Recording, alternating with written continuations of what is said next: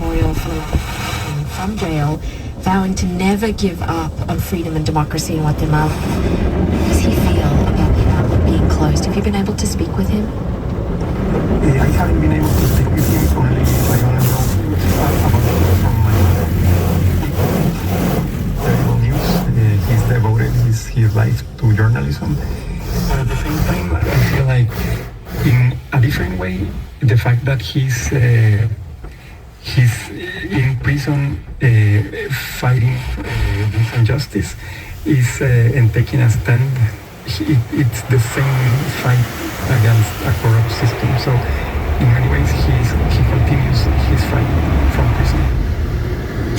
I want to know more about your father's case with you a couple months ago. He's been accused of money laundering in a case that many consider politically motivated. The trial began a few weeks ago. Any updates?